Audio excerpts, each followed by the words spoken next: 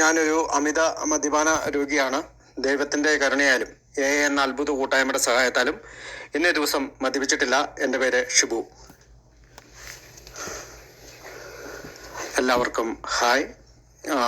ആദ്യമായിട്ട് midnight stars ഗ്രൂപ്പിന് എൻ്റെ ഒരു നന്ദി അറിയിക്കുകയാണ്. കാരണം മിഡ്നൈറ്റ് സ്റ്റാർസ് ഗ്രൂപ്പിൻ്റെ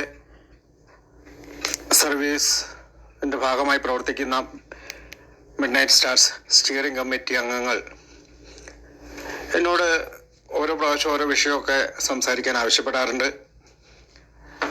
അപ്പോൾ ഞാനത് തികച്ചും ഗൗരവത്തിലെടുത്ത് ഒന്ന് പഠിക്കാനും അതിനെപ്പറ്റിയൊക്കെ ഒന്ന് മനസ്സിലാക്കാനും ചിന്തിക്കാനും ഒക്കെ ശ്രമിക്കുന്നത് കൊണ്ട് തന്നെ എനിക്കാണ് ഒരു വിഷയം അവതരിപ്പിക്കുമ്പോൾ ഏറ്റവും കൂടുതൽ പ്രയോജനം ലഭിക്കുന്നത്. ആ സത്യം തിരിച്ചറിഞ്ഞുകൊണ്ട് തന്നെയാണ് ഞാൻ ഇന്നത്തെ വിഷയത്തിലേക്ക് കടക്കുന്നത്. കാരണം ഞാനും ഒരു ആൽക്കഹോളിക്കാണ്, മദ്യാസക്തനാണ്. എൻ്റെ ഇന്നത്തെ വിഷയം ഡിസീസ് കോൺസെപ്റ്റ് ഓഫ് ആൽക്കഹോളിസം എന്നുള്ളതാണ്.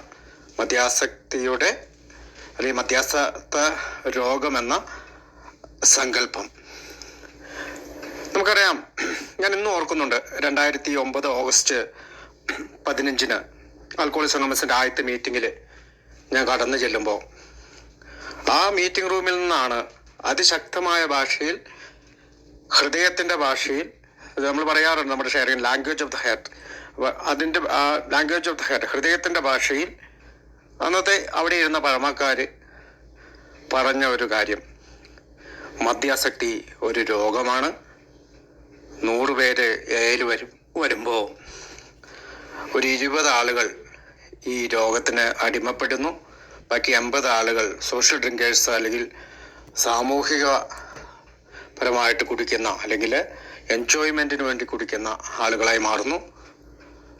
ഗ്രാജുവലി അവരിൽ പലരും പിന്നീട് ഈ 20% എത്തിച്ചേരുന്നു എന്നൊക്കെ പറഞ്ഞു തന്നപ്പോൾ ഞാൻ അത്ഭുതം തോന്നുന്ന ഒരു മനസ്സോടെയാണ് ആ ഷെയറിംഗ് എല്ലാം കേട്ടിരുന്നത്.